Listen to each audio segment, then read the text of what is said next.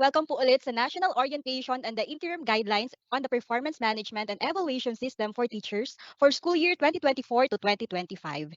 And now, to walk us through the electronic IPCRF and the online eIPCRF collection and consolidation system, let us now call on Ms. Lizette Ann L. Carpio. Thank you so much, Ms. Joyka. All right, so welcome back to our participants. We're now down to our last session before our question and answer session later on. So I know you have a lot of questions from our session earlier. We'll make sure that we'll respond to these questions later on in our Q&A session. But for now, we'll first have a walkthrough of our electronic IPCRF tool. So I'm sure for our teachers who are already in the department since the introduction of the RPMS PPST, no, we are already familiar with this electronic IPCRF tool. But let me walk you through again this IPCRF tool, especially no for our new teachers na hindi pa po nakagamit na itong tool and first time pa po nila may encounter itong electronic version of our IPCRF. Alright, so kanina po na-discuss ni Ma'am Cecil yung process po natin ng assessment of the classroom observable objectives and then classroom observable objectives. So she also discussed the computation of our rating, our performance rating. But with this electronic IPCRF, all we have to do is to just input our rating, and the electronic tool will automatically compute the performance rating per objective and the overall rating for us. No, so this is part of our goal to lessen the administrative burden of our teachers and our school personnel. No, we would like to maximize the use of technology para naman po maging efficient tayo in our process, and while adhering pa rin po to the quality and standard performance. Right. So the first na gagawin po natin after natin ma-assess na yung mga objectives, ready na tayo to input our rating. The first step that we have to do is to download the electronic IPCRF tool. Okay? So again, i-emphasize po namin yung i-download po natin ang Excel-based IPCRF tool. So earlier po in the presentation of Ma'am Cecil, the last slide provides the QR code and the link to the folder where we can access all our tools. So we have there the PDF versions of our PMES tool for proficient, PMES tool for highly proficient, the COT. So nandun din po as Annex D, nag-iisang Excel, yung ating eIPCRF tool. Okay, so ang gagawin po natin, i-download po natin ang tool na iyan. So let me show you the folder po where we can access po our tools.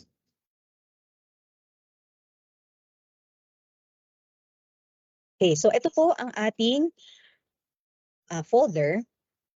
So nakikita nyo po, no? Okay naman po, clear naman po sa screen natin. So kung na-click nyo na po yung link na binigay kanina ni Ma'am Cecil, and nandun din po ito sa ating DM 17 series of 2025, ito po ang makikita nyong content no ng ating folder. So nandyan po lahat ng mga tools na kailangan natin, and andito po ang ating eIPCRF. Okay, that's Annex D. Ang gagawin po natin is i-download po natin ang tool.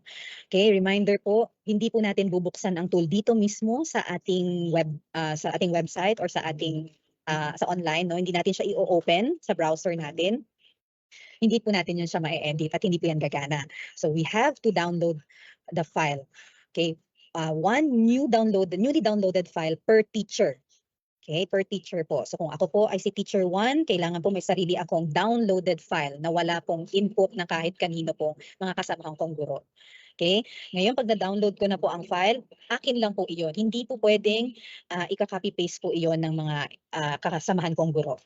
Okay po, so kada teacher po ay ida-download po itong file na ito. Now, to access po this folder, okay, kailangan po natin gamitin ang ating DepEd email account. So ano po yung itsura nitong ating DepEd email account? Okay, lahat po tayo sa DepEd as employees, meron po tayong DepEd email account, our name, our last name, and then it has the domain at deped.gov.ph. Okay, kapag ginamit po natin yung mga personal email natin na may at gmail.com, at yahoo.com, hindi po natin ma-access itong folder po na ito.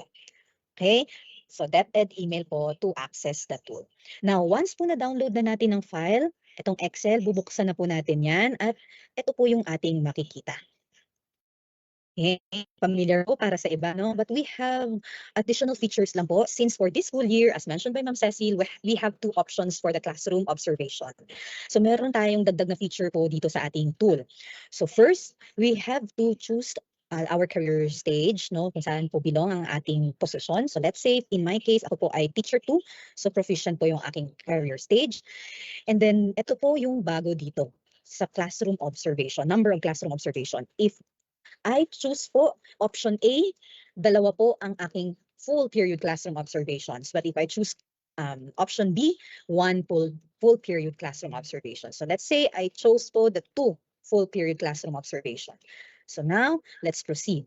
Click the proceed, just agree dito po sa ating privacy notice. And then the same po as the previous years, we have to input our information. So let's say I'm from the National Capital Region, and then I'm from the Caloocan City. Okay. School ID, let's say 12346. School name, let's say Caloocan. National High School. School type is urban or rural. So you have to just choose kung ano po yung school type nyo. Let's say ang school size po namin ay large. And then since National High School ito, let's say ang curricular classification po ng school namin ay grade 7 to 10. So yan po yung offering. Now ilagay po natin yung ating last name. Let's say De La Cruz. Ang first name ko si Juanita. Okay, wala akong middle name. For example, pwede po nating iwan lang yan na blank. And then my employee number, let's say 6.4321. And then my position is teacher 2, as mentioned po kanina. No? And then ang employment status ko naman ay regular permanent. Ang age ko ay nasa range ako ng 31 to 35. And then I'm a female. Dito naman sa number of years in teaching, 4 to 10 years na po. And then ang highest degree, naka-master's degree na po tayo. And then level taught junior high school. Ang email ko naman ay juanita.delacruz@deped.gov.ph. Kailangan po natin ibigay din ng PIN natin. Let's say 987654321. Kung na-input na po natin yung basic information, nandito po sa baba, click lang po natin kung ano yung mga grade levels na tinuturuan natin as of this year. So let's say in my case, nagtuturo po ako ng grade 8 and grade 7. Ang area of specialization ko po nung ako ay bachelor, nung ako ay undergrad, English. And currently, ang tinuturo ko pong subject ay English. So kung may iba pa po kayong subject na tinuturo, pwede naman po natin i-click. You can click no multiple boxes no as applicable. So let's say Filipino rin. Yan. Next. May confirmation box lang po dito na hindi na po natin ma-edit ang name natin. So you have to review no and ensure that the input is correct. Your input is correct. So yes. Now, one of the features of this EIP-CRF is that it requires po RATI's password. Bakit po natin kailangan ng password ng RATI? To ensure po yung security po ng ating EIP-CRF tool since nandito po nakalagay yung ating mga performance rating. So we need to provide password for our tool. So let's say ang password ko po, tatandaan ko po yan na, hindi ko po yan kakalimutan, isusulat ko po yan sa notebook. Let's say 1, 2, 3, 4, 5, 6. Okay. Confirm password and then proceed. Now, pag nag-go na po tayo, okay, ito na po yung page na makikita natin. Okay, so yung ating, ano lang po ito, status lang po ng mga parts na kailangan nating i-fill out. So as of now, wala pa po ako na-fill out na parts. So ang gagawin natin, pupuntahan po natin yung sheet kung saan po tayo mag-encode. So in the IPCRF tool, we have 4 parts. The first part po, it has our performance rating per objective. The second part, our rating rating po for core behavioral competencies. And then the third part, the part 3, it has the summary of our ratings. And then the part 4, it's the individual development plan per teacher, no, based on our performance. So ang kailangan lang po natin munang i-fill out ay yung part 1. Okay, so punta lang po tayo sa sheet with encoding part 1. So as you notice po, nandito na automatically yung ating pangalan since in-input na po natin ito kanina sa demographic. So what we have to do is to input na lang po yung rater natin. Let's say po ang rater ko ay si Cruz. Rochelle. And then, ang position po ng aking rater ay Master Teacher 2. At ginawa po namin itong review ng aking performance rating on April 23-2025. So, ayan na po, no? Ilalagay ko din po pala ang kanyang email address. Okay, now, dahil ang aking classroom observation options ay dalawa, no? Yung pinili ko po ay option A, dalawa po yung lumabas dito na COT na hihingiin sa akin. So, the first classroom observation po, ang subject area ay English, since yun po yung aking tinuturo. So, ilalagay ko lang po yung rating ko na binigay po sa akin ng aking rater from my first classroom observation.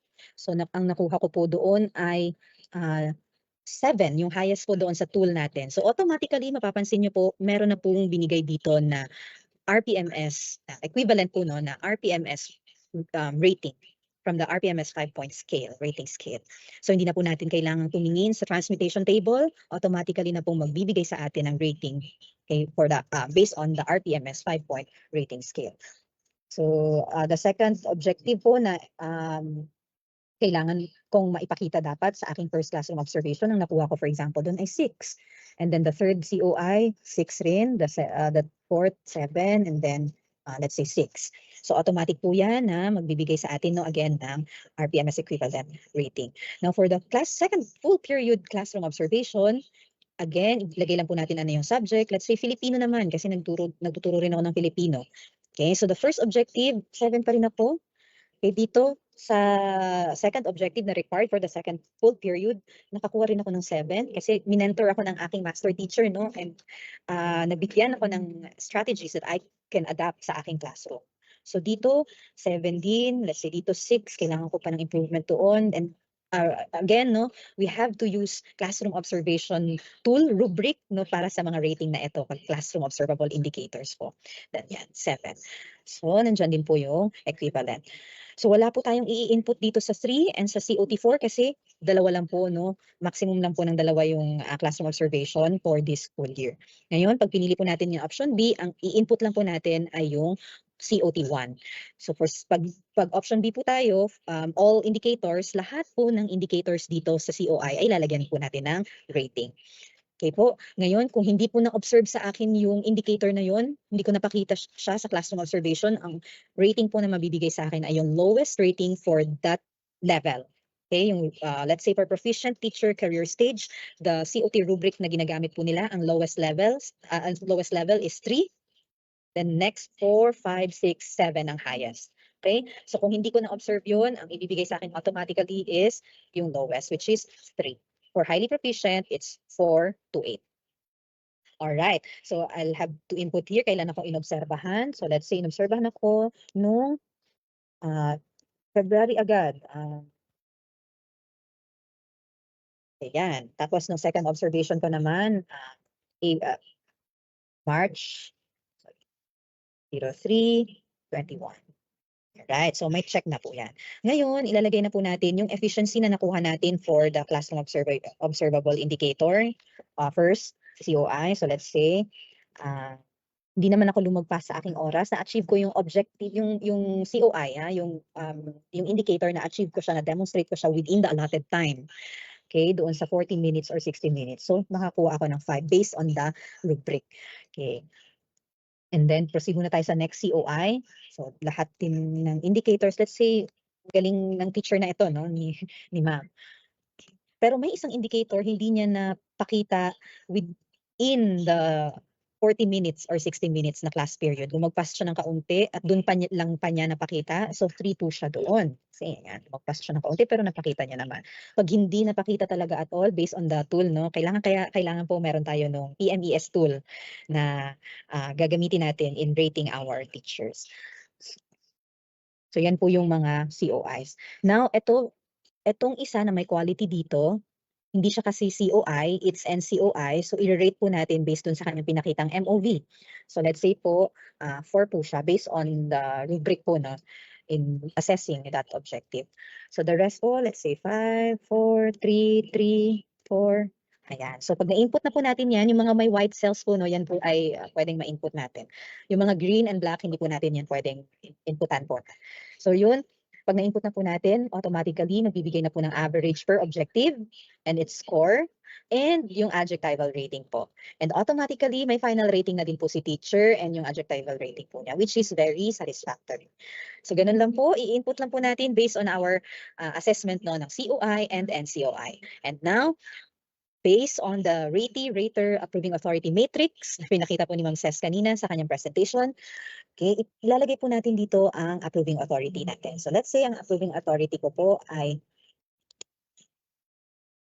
Anyayahan Cecil. And ang position niya po ay siya po ay ang aking based doon sa matrix po ang SDS ang kanya. Ayan. So let's say SDS po, no? Itong aking approving authority. So pag na-review na po natin, wala na po tayong na-miss out na mga cells, na required cells, we can finalize part 1. Ayan, may na-miss ako yung email. So kailangan ko ilagay ang email ng aking approving authority. Now, let's finalize.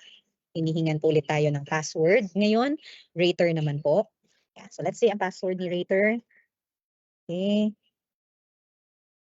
So, go. Click lang po natin ang go. Yan, babalik po tayo sa status. Kung makikita nyo po, meron na po tayong part 1. And automatically, may part 3 na rin, yung summary of rating. So, saan po natin makikita yung detalye niyan? Dito po sa baba, sa sheet. Hahanapin lang po natin yung part 1. Ayan, ito na po yung IPCRF natin. So, automatic na po yan na kung ano yung in-input po natin sa encoding part 1 na sheet, lalabas po yan dito sa part 1 na sheet. Okay, and then part 3, meron na rin po tayong summary of ratings.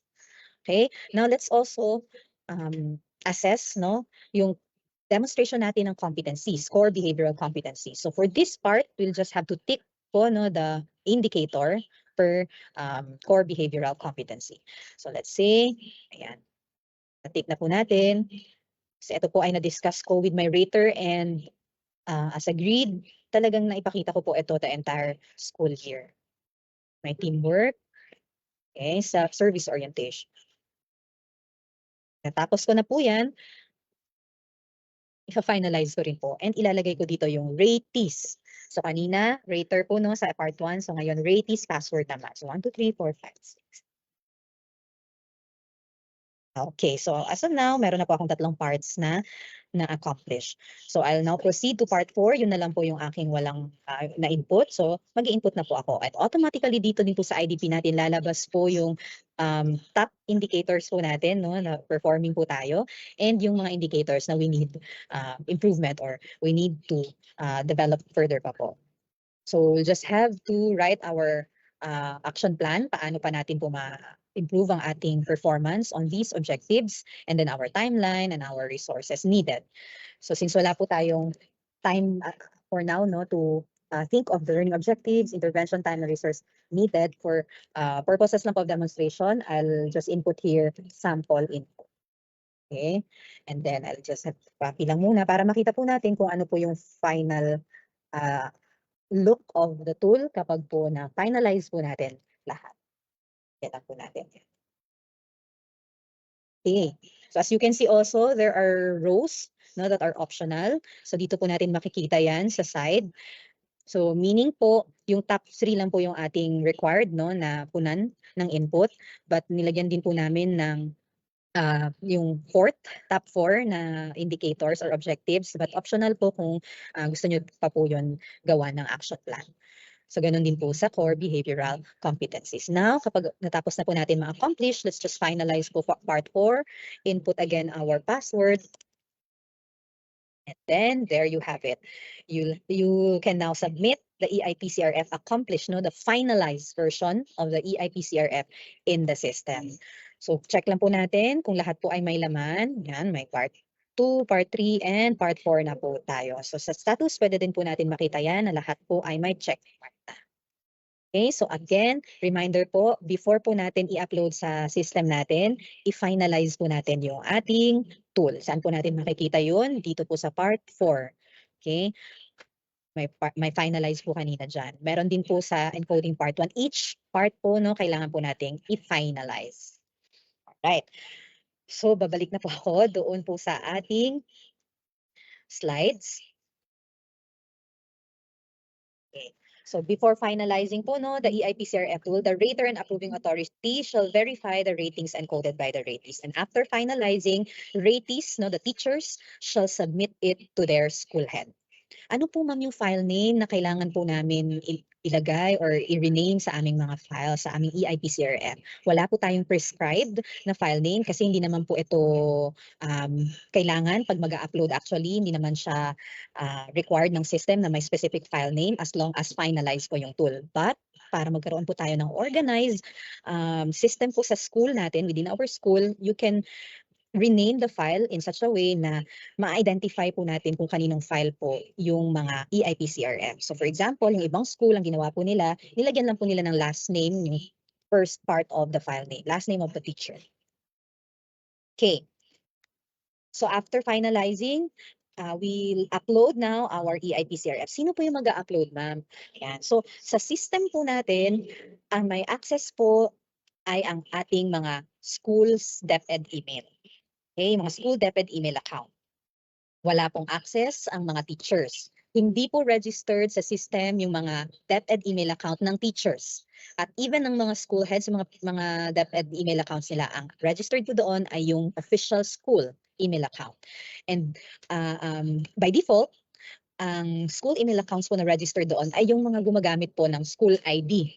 So let's say po ang school ID po namin ay 123456. And then, followed po yun ng at deped.gov.ph. So yun po yung gagamitin. By default, automatic po na registered po yung mga ganong email account sa system. If hindi po makaka-register, kasi po hindi po 123456 at deped.gov.ph ang aming email ng school. Meron pa pong ibang nakalagay doon ng mga letra or mga numero. Ayan. So kailangan po natin yun i-register. So but before po tayo papasok doon, pupunta doon sa mga iba ang school email accounts nila, papakita ko lang din po pala itong reminder na may ibang mga schools kasi hindi daw po sila maka-access sa system, yung eipcrf.deped.gov.ph na system po natin. Ang na-find out po namin na problem is hindi po signed in sa Google Chrome or sa browser nila yung kanilang email account, yung school email account. So make sure po muna natin na naka-sign in po tayo sa ating school email account in our browser. Okay, so gaya po na nandito sa ating slide, yan po yung pwede natin ma-check sa upper right. Kung yung nagamit po natin ay Google Chrome, no? Yan, sa upper right, make sure na yung registered or signed in account is our school email account. Okay. So by default, again, school email accounts are registered. But in some cases, may mga schools na may extensions pa po no, in their official school email account. For example, MNHS.001. So yung extension doon is yung 001. Or MNHS.CLM, yung mga ganon, at deped.gov.ph. Hindi ginamit po yung school ID. So ano po yung pwedeng gawin? Coordinate with your division ITO for the registration of your email accounts in the system. So para po sa ating mga division ITO, meron po kayong access, yung division office na account, meron pong access sa ating EIPRCF system. And yung accessibility, yung function po na pwede po natin gawin is to add user, to delete user, to edit po yung kanilang mga details po doon sa system. So if may pumunta po sa ating mga schools asking to register their accounts, we can verify first that ito talaga ang school email account nila and then register their accounts in the system. So there's an option there na may user management module part no in the system. We can click that and then add their school email accounts. For schools that need resetting of their school email account passwords kasi hindi na po nila matandaan yung password nila, coordinate din po ulit tayo sa ating division ITO to reset po our email account. And bibigyan po tayo ng instructions on how to recover our accounts or gumawa po ng bagong password for our account. So take note lang po natin kung ano po yung password na ating nilagay doon. Isulat po natin sa ating notebooks, ilagay po natin sa ating phones no, para hindi po natin makalimutan. Okay, timeline of submission. Kailan po kami pwede mag-submit na? Yan. So starting end of fourth quarter of this school year, we can already access the system and submit po our accomplished EIPCRF tools. Okay? So hanggang kailan po?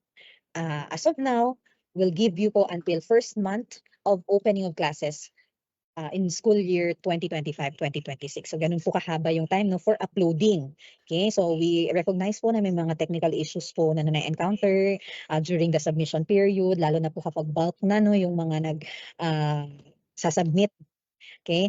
I mean, ang dami ng mga nagsasubmit at the same time. So nagkakaroon ng problem minsan, nagka-crash po yung system, but rest assured po na we're monitoring all of these, and if needed, we'll extend po the deadline of submission. But for now, we'll have until first month of the opening of classes of school year 2025-2026 for the submission of the accomplished EIPCRF. Now, if lahat na po ng mga alternative, lahat na ng mga solutions ginawa natin, but still we're unable to upload our teachers' EIPCRFs within the specified timeline, we can email these Excel files no, in a compressed folder. So for example, sa school, meron po kaming 40 teachers, 40 EIPCRF tool, okay, accomplished. Ilagay po natin sa isang folder, i-compress po natin siya, and email po to helpdesk.rpms@deped.gov.ph.